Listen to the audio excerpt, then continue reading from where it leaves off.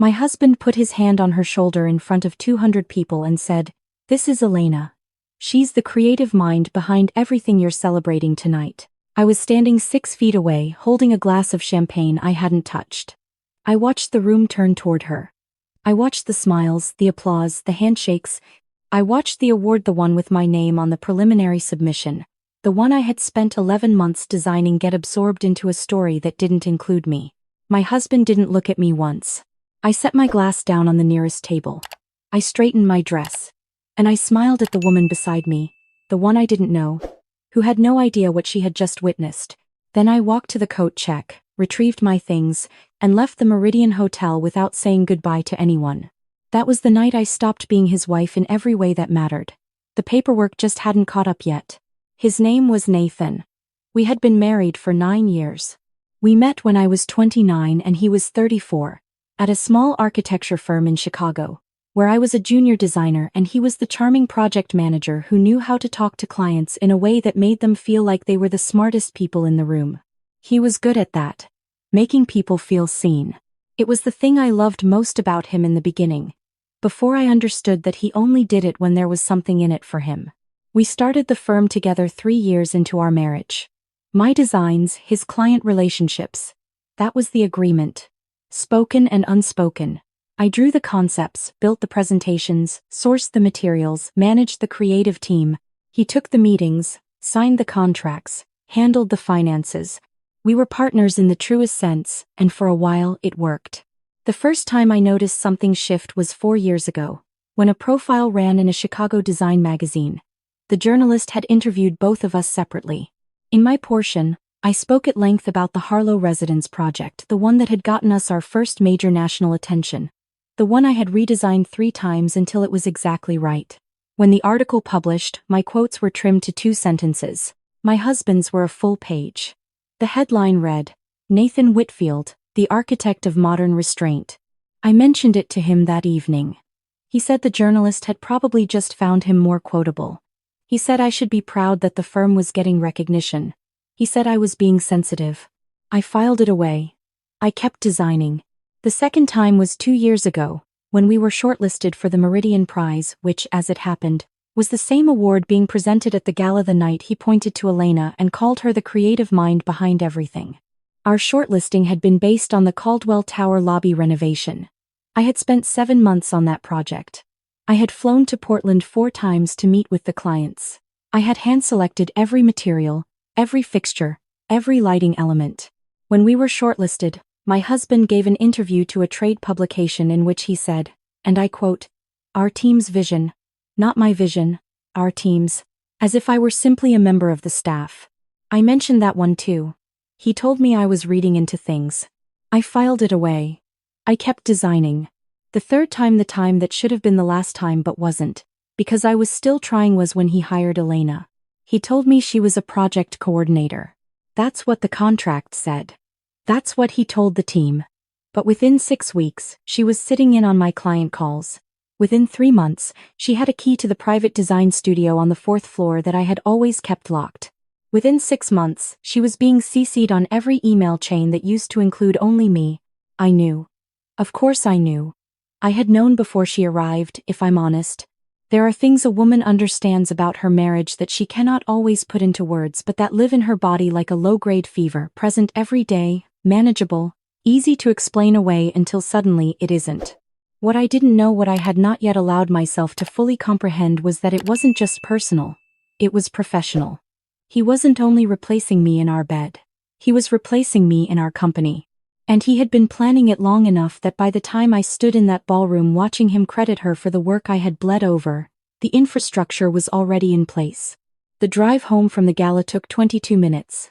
I spent the first 10 of them sitting in the parking garage with my hands on the steering wheel, not crying, just breathing. I spent the next 12 driving in silence with the radio off. When I got home, I went straight to my home office. I sat down at my desk. I opened my files. I want to be clear about something. I am not a spontaneous person. I don't make decisions from anger. Anger had been burning in me for 2 years at minimum, and I had not acted on it once. What had changed was not my emotion. What had changed was my clarity. Standing in that ballroom, Watching my husband's hand on her shoulder, I had finally understood with complete certainty that waiting was no longer a strategy. It was a surrender. So I sat at my desk and I opened my files and I began to look at what was mine. Here is what I found. The firm had been incorporated with both of our names on the filing, Whitfield and Lane Design, where Lane was my maiden name, a detail my husband had suggested and I had found sentimental at the time. What I had not paid close attention to, because I had trusted him and because I was always more interested in the work than the paperwork, was how the ownership structure had been quietly amended 18 months ago during a routine company reorganization. He had sent me documents to sign electronically, the way he always did, the way we handled hundreds of administrative tasks a year. I had signed them. What I had signed was a restructuring agreement that reduced my ownership share from 50% to 31%, with the remaining 19% transferred to a holding entity that I had never heard of. I sat with that for a long time. Then I picked up my phone and I called the one person I should have called years earlier. Her name was Dr. Judith Crane, and she lived in the gray stone townhouse directly across the street from us. She was 61, semi-retired, and she had spent 30 years as a corporate attorney specializing in intellectual property and business disputes. We had been friendly for 4 years, coffee on occasional Sunday mornings, conversations in the driveway, a bottle of wine once when both of our husbands were traveling. She had a dry wit and a habit of saying exactly what she thought, and I had always liked her more than I admitted to myself. I called her at 11:15 on a Friday night. She answered on the second ring. I said, "Judith, I need to ask you something." She said, "I've been wondering when you would." I didn't ask her what she meant by that. I just started talking. We met in her kitchen at midnight. I brought my laptop and a folder of files I had printed over the previous hour. She made coffee without asking if I wanted any, set a cup in front of me and read everything I put in front of her without speaking for 40 minutes. When she finished, she looked at me over her reading glasses. "Your design portfolio," she said. "The original concepts, the iteration files, the client correspondence, all of that is time-stamped and under your personal accounts?" "Everything I've created has been saved to my personal cloud since the beginning," I said. "I never moved my working files to the company server. Only the final deliverables." She nodded slowly. "And the Caldwell Tower project, the Harlow residence, the Meridian Prize submission. All original concept work originated with you." "Yes. Can you prove that?" "I have 11 years of files." She closed the folder. She picked up her coffee. She looked at me the way a person looks at a chessboard when they can already see the end of the game. "Tell me about the holding entity," she said. I didn't sleep that night. Not because I was devastated. I had passed through devastation somewhere around the second year and come out the other side into something colder and more useful. I didn't sleep because I was working. Judith had given me a list of things to locate, copy, and preserve. I spent the hours between midnight and 6 in the morning doing exactly that. My husband came home at 2 in the morning. I heard the door, heard his footsteps on the stairs, heard him pause outside the office door. I had locked it. He knocked once. I didn't answer. He went to bed. In the morning, he came down to the kitchen where I was making coffee and he said, in the tone of a man who expects to be forgiven before he has apologized, "You left early last night." I handed him a cup of coffee. "I did," I said. "Elena was just." "I know who she is," I said. "I know what she is. I've known for a while." He set the cup down. His jaw tightened.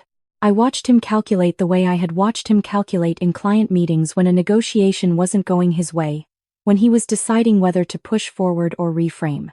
"Claire," he said, "you're overreacting." I looked at him for a long moment. 9 years of a face. 9 years of a voice.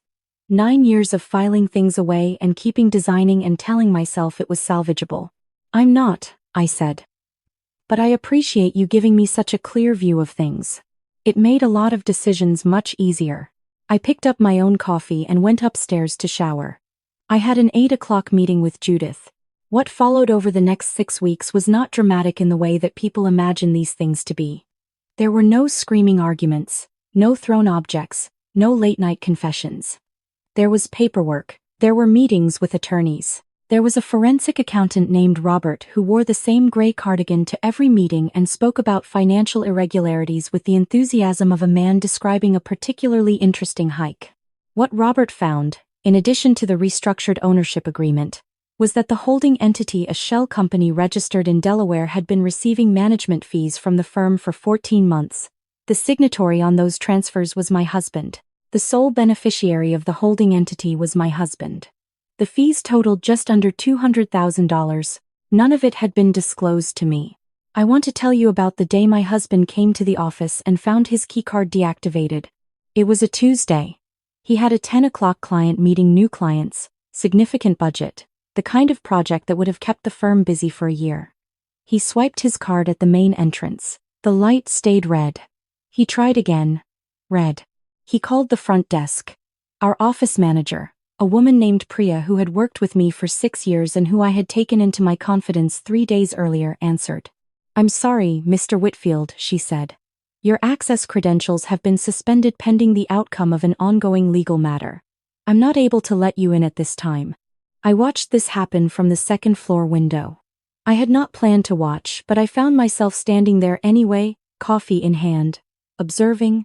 He looked up. I don't know if he could see me clearly through the glass. I didn't move. He called my cell phone. I let it go to voicemail. He called 3 more times. I let them all go to voicemail. Then he stood on the sidewalk in front of the building where we had built something together, in his good coat, in the cold, and I watched him understand that the meeting he had scheduled with the new clients was about to happen without him because I had called those clients the previous evening, explained that I would be their sole point of contact going forward, and sent them a portfolio of my work that made clear exactly whose creative vision had been operating the firm for the past 9 years. They showed up at 10 o'clock. They signed with me by 11:15. The divorce proceedings were what my attorney called straightforward, given the documentation. My husband hired 2 lawyers. They sent a great number of letters. Judith, who had referred me to a litigation attorney named Marcus Webb, who had the calm demeanor of a man who had won every fight he'd ever been in, responded to each letter with the precision of a person who had been waiting a long time to do exactly this. The ownership restructuring was challenged and reversed. The $200,000 in undisclosed management fees became the centerpiece of a separate legal action. My husband's attorney suggested, at one point, that we consider mediation. My attorney said, politely, that we were comfortable proceeding. There is a moment I want to tell you about. It happened on a Wednesday afternoon in March, in a conference room on the 14th floor of a downtown office building. During a deposition, my husband's attorney asked me, with the slightly contemptuous tone that some people use when they are trying to make you feel small, "Mrs. Whitfield, can you describe your actual role in the day-to-day operations of Whitfield and Lane Design?" I looked at him. "I am the designer," I said. "I have originated every major concept the firm has produced in 11 years. I hold the copyright on all original design work created prior to my formal exit from the company. I have the time-stamped files, the client correspondence, and 11 years of iteration documentation to support that. I also have the deposition of the firm's former creative director, 2 senior designers, and 3 clients who have provided written statements confirming whose work they were actually engaging with when they contracted with the firm." There was a pause.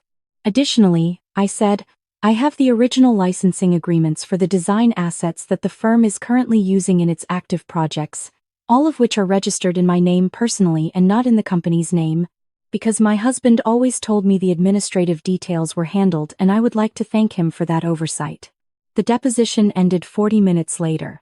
We were in the hallway when my attorney leaned toward me and said, quietly, "You've been preparing for this for a while, haven't you?" I said, "I've been designing for a while." "It's the same skill set." He laughed. It was the first time I had heard him laugh in 3 months of working together. "I want to tell you about my husband's mother, because she is important to this story and because she surprised me in a way I did not expect. Her name is Barbara. She is 67, a retired school principal from Evanston, a woman of few words and strong opinions and an absolute commitment to what she considers the correct way to behave. She had been my mother-in-law for 9 years. We were not close, but we were civil, and I had always respected her. She called me 2 weeks before the settlement hearing. "Claire," she said, "I want you to know that I've spoken with Nathan. I told him that what he did was wrong. Not just legally. Wrong." I didn't say anything for a moment. "He didn't listen," she said. "He never does. But I wanted you to hear it from me." I thanked her. "I also want you to know," she said, That the piece of artwork in the front hallway of your house, the one my grandmother painted, Nathan told me it was with a storage company. I'd like it back, if that's possible. I'll have it delivered to you this week, I said. Thank you. A pause. He married you because you were talented and he knew it, she said. That's not a compliment to him. I want you to understand that. I understand that. We didn't speak again after that, but when I packed the last of my things from the house 3 weeks later, we had sold it, split the proceeds as agreed in the settlement. I found a card on the kitchen counter. It was from Barbara. It had no message inside, only her home address in Evanston written in her careful, principal's handwriting. An invitation to stay in touch, in the language of a woman who didn't make grand gestures. I kept it. The settlement was reached on a Thursday. My husband received 31% of the firm's equity, which was what he had manipulated me into reducing my share to, and which my attorney had argued, successfully, was all he was entitled to given the restructuring fraud. The undisclosed management fees were returned in full plus interest. The firm was renamed. He had 30 days to remove his name. I stood outside on the steps of the building afterward. It was cold. March in Chicago is its own particular kind of stubborn cold winter that refuses to accept it's over. I had a scarf that my husband had given me for my birthday 2 years ago. I had worn it without thinking that morning. I stood there for a moment, aware of it around my neck, and then I took it off and folded it neatly and left it on the concrete step and walked to my car. I don't know if anyone saw. I don't know if it meant anything to anyone but me. It meant something to me. Here is what my life looks like now. The firm is called Lane Design Studio. We are 18 months out from the relaunch, and we have just been shortlisted again. This time only my name on the submission for the Meridian Prize. I have a team of 7. Priya is still my office manager. I have a senior designer named Tom who I hired away from a firm in New York, and a junior designer named Keisha who reminds me of myself at 26 in all the ways that matter. I moved into a 2-bedroom apartment on the 23rd floor of a building in Lincoln Park with floor-to-ceiling windows that look west. I watched the sunset from those windows on my first evening there, with a glass of wine and nothing to file away, and I sat with that for a long time. Judith came for dinner 3 weeks after I moved in. She brought a very good bottle of Burgundy and we sat at my new dining table and talked for 4 hours. At one point she said, "You know, I noticed things over the years. I didn't feel it was my place." "You answered at 11:15 on a Friday night," I said. "That was your place, exactly when it needed to be." She stayed until midnight. On her way out, she stopped at the window and looked at the city spread out below us, the lights coming on in the early dark of a March evening. "You built something real," she said. "Not the marriage. The work." "Yes," I said. "That's what he couldn't take," she said. "That's why he tried to rename it." She was right. That was the part that had taken me the longest to understand, not that he had been unfaithful, not that he had loved someone else, but that he had needed to make my work his, needed to stand in front of rooms full of people and be the name attached to it. Because without that transfer he was only the man who handled the contracts. I don't say this with bitterness anymore. I say it because understanding it was what allowed me to stop making myself smaller for it. You can't keep compressing yourself to fill a shape someone else cut out for you. Eventually, the pressure becomes structural. I am 41 years old. My firm has 3 active projects in 2 states. I have a deposition on file in which I described 11 years of documented creative work in front of 2 lawyers and a court reporter, and when it was over, my attorney told me I had done well, and I thought this is what it feels like to stand in the right-sized space. My husband is still in Chicago. I see him occasionally, in the way that people who share a professional world occasionally see each other across a lobby, at the edges of an industry event. He is running a smaller firm now, with Elena, though I understand from mutual acquaintances that it is primarily a client management practice and not a design shop. He looks well enough. I wish him no specific harm. I also wish him no specific good. He simply exists in the world, as he always did, and the world has made the appropriate adjustments.